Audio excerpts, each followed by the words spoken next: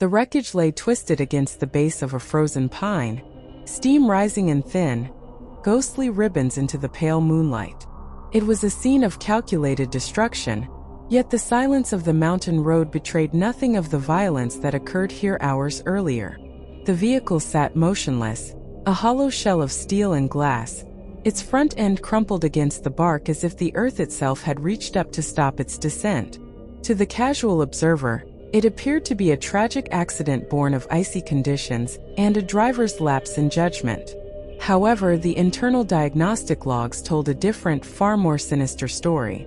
Looking back at that night, the evidence revealed that the car's stability control system had been systematically disabled, while the vehicle was still miles away from the crash site. The sabotage was not a failure of the machine, but a deliberate, remote intervention that turned a standard journey into a trap. Welcome to Swasti Diaries.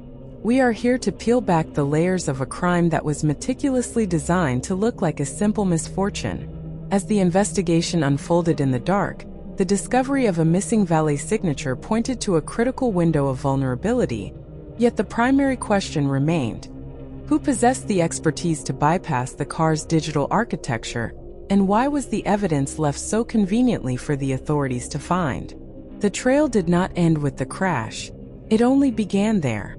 The isolation of the Blackwood Pass was absolute that night. Elena Vance had not merely lost control of her vehicle. She had been guided into a trap designed by someone who understood the architecture of her car better than she did. Looking back, the silence of that mountain road was the most haunting element. No witnesses heard the screech of tires, only the sudden final impact against the pine. The investigation revealed that the stability control system, a sophisticated digital safety net, had been remotely deactivated while the car was still navigating the lower switchbacks. This was not a mechanical failure born of neglect, but a calculated, clinical execution. As the search for the perpetrator began, the evidence suggested a chilling timeline. The valet at the Gala had failed to record the exact time the vehicle was retrieved, creating a critical, dark void in the timeline.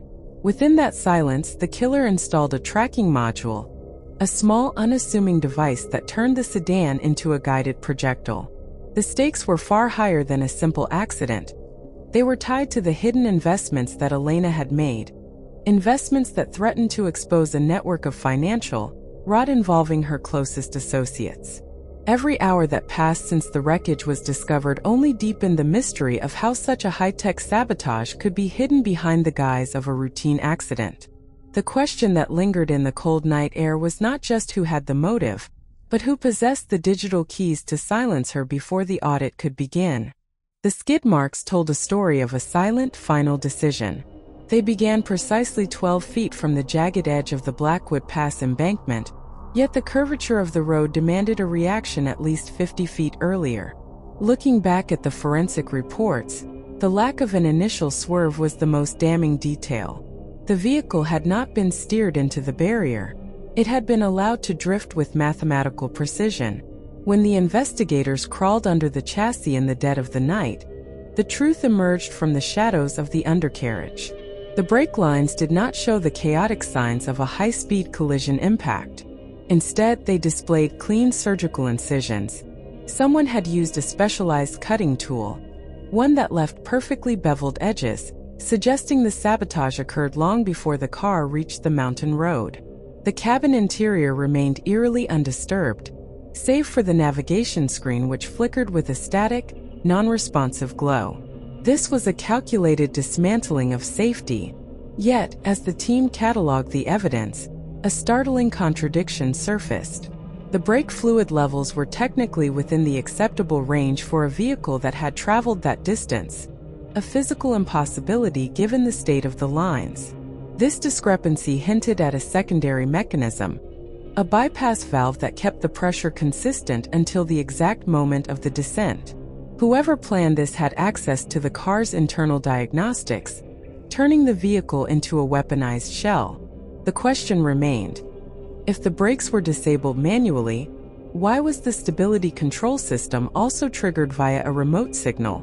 The two methods of sabotage seemed to overlap, creating a redundant, unnecessarily complex trap. The wrench was not merely discarded, it was placed with the deliberate intent to be found.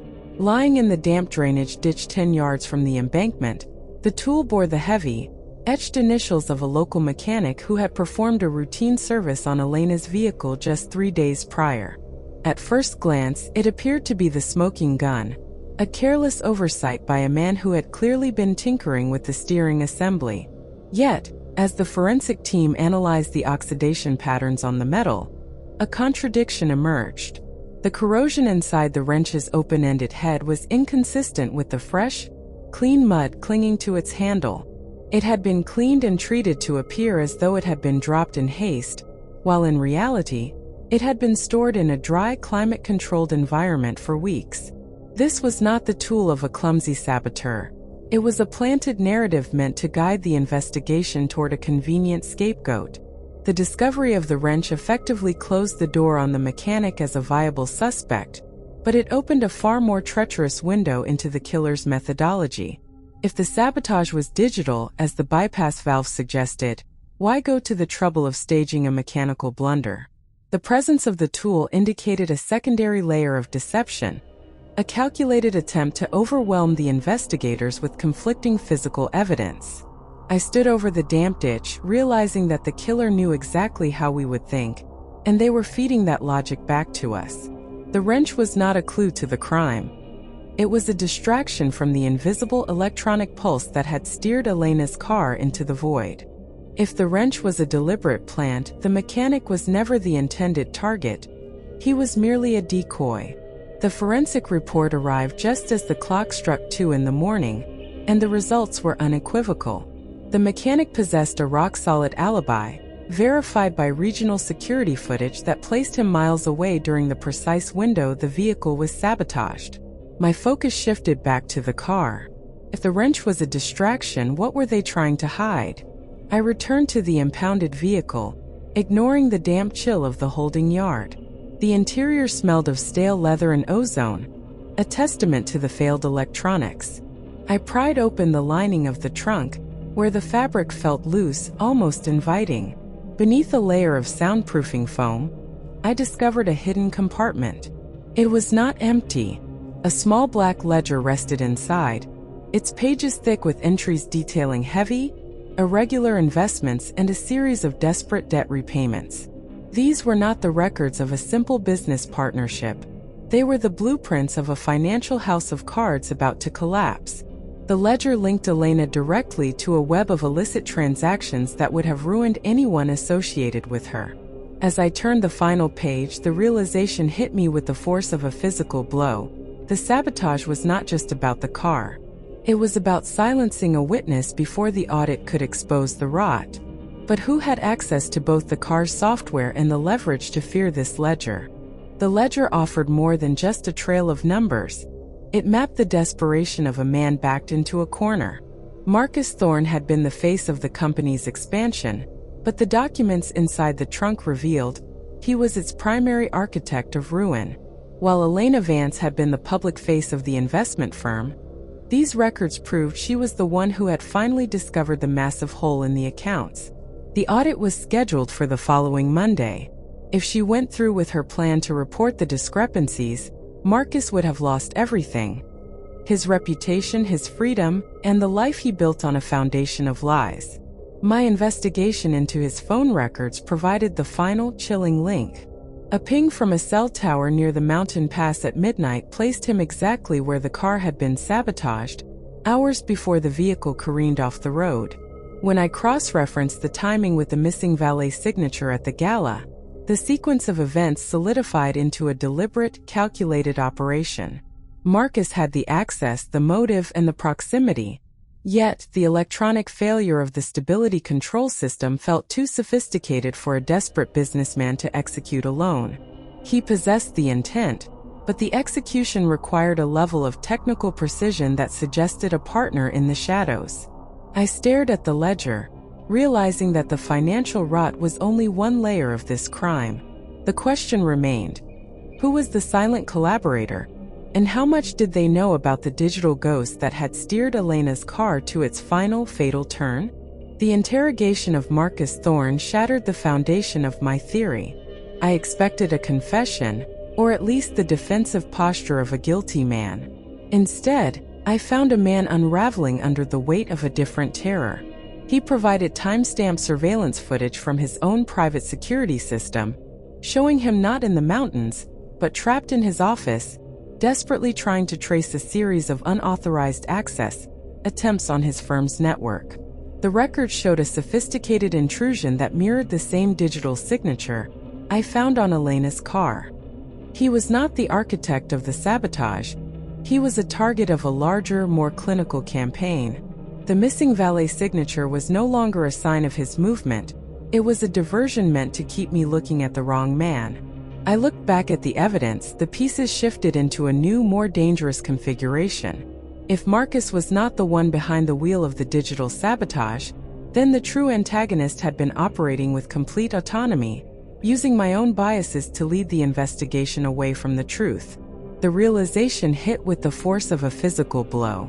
The stalking incident he described, a series of phone calls and silent digital pings that started 3 days before the crash, was the real beginning. I had been looking for a motive in the ledger, but the ledger was merely a prop. The motive was not the money. The motive was the silence. Someone had been watching Elena, waiting for the precise moment to turn her own vehicle into a weapon. The path forward was no longer about following the money. It was about tracing the digital ghost that had manipulated the car from the shadows, leaving Marcus as the perfect, desperate scapegoat. The breakthrough came not from a confession, but from a failure of timing. My team tracked the digital intrusion to a disgruntled former systems architect, Elena Vance, no relation to the victim, who had been dismissed during the company's aggressive restructuring. The evidence seemed perfect. His remote access logs mirrored the exact window of the crash, and his personal vendetta provided the motive I had been searching for. I spent hours in the precinct, cross-referencing his digital footprint with the car's internal telemetry. Everything pointed toward him. Then I found the contradiction. The car's stability control system suffered its fatal, remote-triggered collapse at 2:14 a.m. According to the city's traffic cameras and the independent server logs, Elias was physically logged into a secure terminal in a different district at that exact second, actively uploading a massive, encrypted data packet that required his constant, manual presence. He was not the one driving the car into the abyss. He was busy scrubbing the firm's digital history. The stalker was a distraction, a secondary player used to draw the investigation toward a predictable, vengeful ex-employee. I stared at the screen, the reality sinking in. The sabotage was not the work of a disgruntled amateur. It was orchestrated by someone who knew how to layer digital crimes, someone who understood that by providing a convenient culprit, they could keep the true architect hidden in the background. I had been chasing a ghost while the real predator watched from the shadows, waiting for me to realize that I was still holding the wrong piece of the puzzle. The realization hit me with the force of a physical blow. Elena Vance was not merely a victim of a corporate power play. She was the architect of her own financial undoing. A deeper audit of her personal records, retrieved from a secure, off-site cloud server, exposed a hidden, high-value life insurance policy signed only weeks before the crash. It was not the act of a woman planning for a long, prosperous career at the helm of her firm. It was the frantic final maneuver of someone who knew the walls were closing in. Her relative, a man whose name rarely appeared in company registers, arrived at the hospital in the small hours of the morning, his behavior erratic and his eyes darting toward every shadow.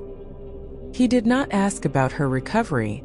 He asked about the status of the legal filings.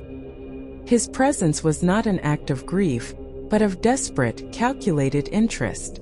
As I watched from the observation deck, the forensic trail began to align with the financial one. The car was not just a tool for murder.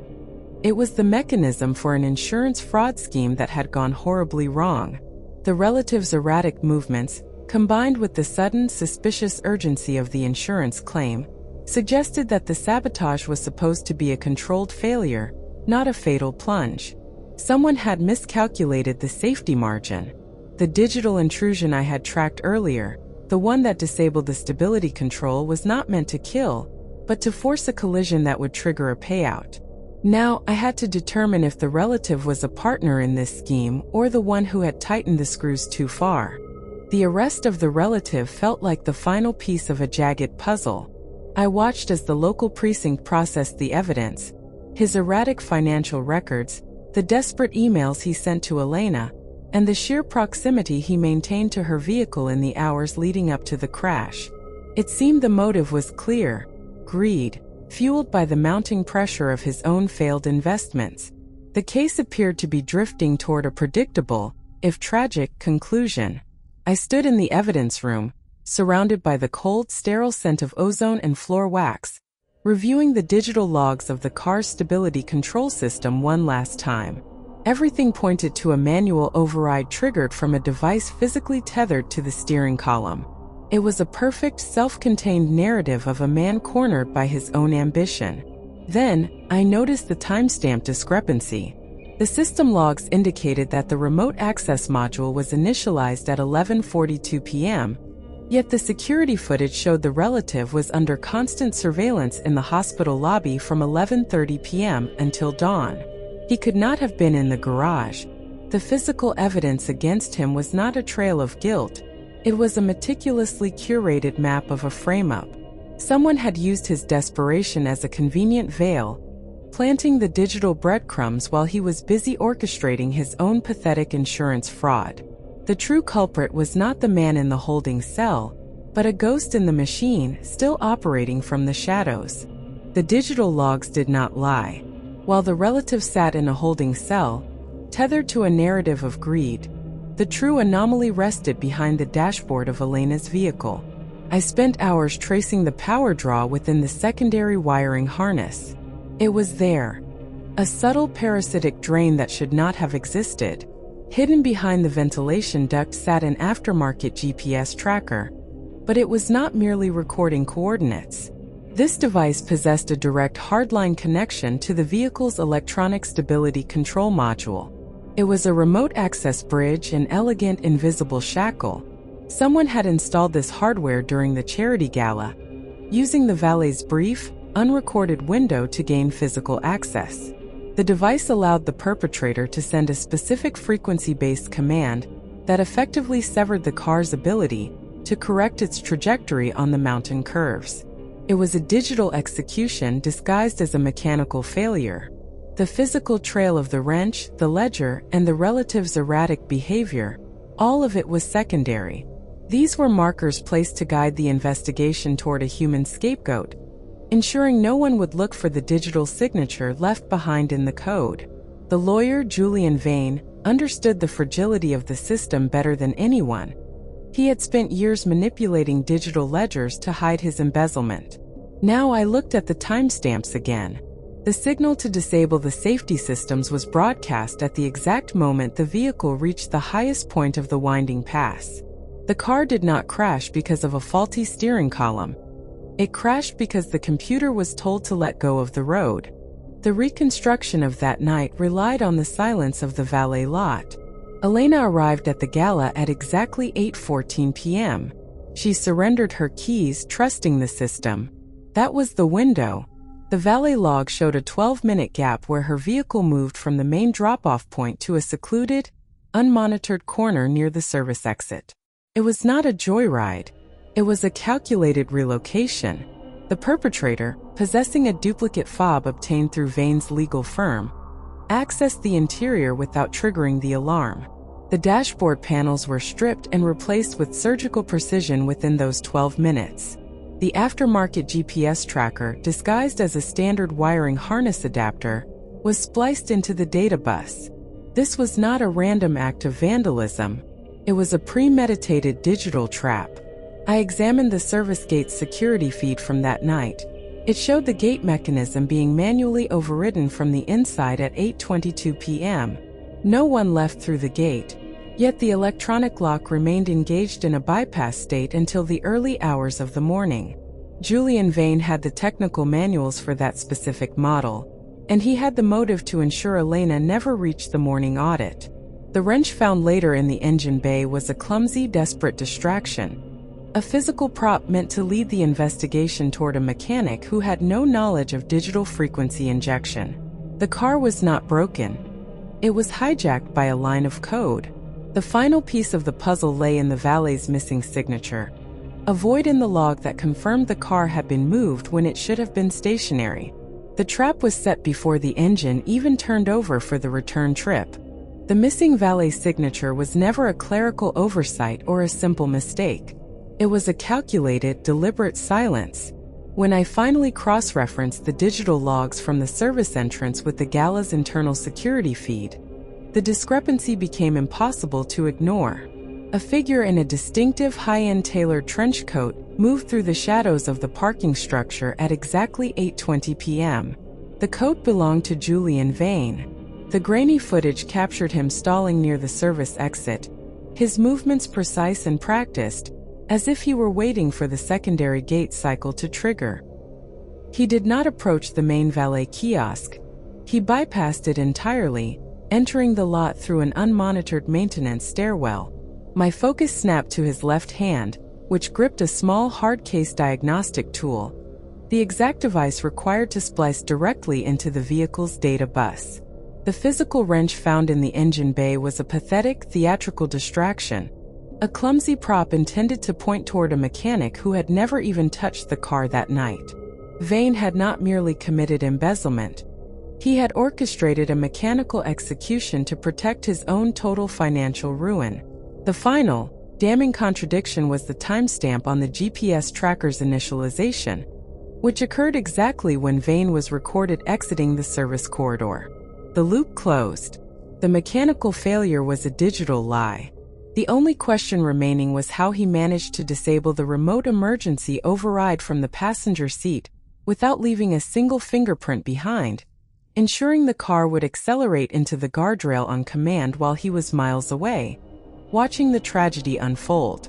The final truth resided not in the mechanical wreckage of the guardrail, but in the sterile, unblinking logic of a digital command. Julian Vane had not acted out of passion. He had operated with the cold precision of a man balancing an impossible ledger. He manipulated the car's electronic stability control through a localized remote access module, turning the vehicle into a weapon the moment it reached the mountain pass. He bypassed the valet, entered through the service corridor, and left his own electronic signature etched into the car's internal data bus, a footprint he assumed would vanish behind the theater of the planted wrench. But the timestamps betrayed him. The initialization of the diagnostic tool aligned perfectly with the moment he bypassed the security gate, rendering his alibi of a Gala appearance completely hollow. He had silenced Elena Vance to protect his own systemic embezzlement, ensuring that the audit she intended to conduct would never see the light of day. When the authorities finally breached his office in the dead of night, they found no panic, only the methodical destruction of the primary ledger. He had not anticipated the secondary backup hidden within the car's own encrypted telematics. The evidence chain was absolute. The lawyer stood caught in his own design, his calculated execution failing because he underestimated the permanence of digital data. As the cuffs clicked shut, the silence of the room felt heavy with the weight of his unraveling career. The investigation concluded with his quiet transport from the scene, leaving behind a trail of broken trust and financial ruin that spanned nearly a decade.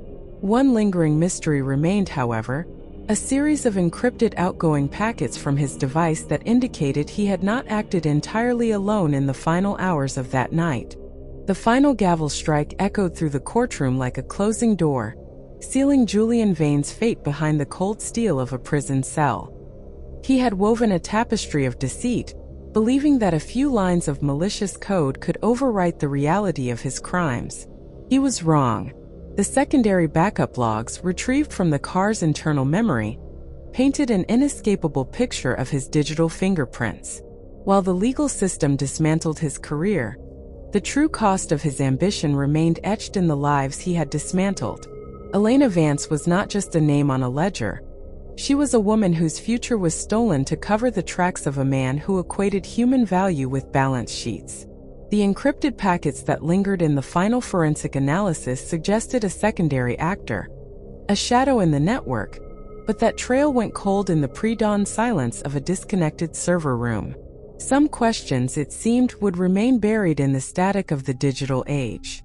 As the city lights flickered in the distance, the case file was finally shelved, a testament to the fact that even the most meticulous deception cannot withstand the weight of absolute, immutable data. The truth had a way of surfacing, long after the noise of the crime had faded into the dark. Thank you for joining me through the corridors of this investigation. If you find value in these deep dives into the shadows of the human condition, please subscribe to Swasti Diaries.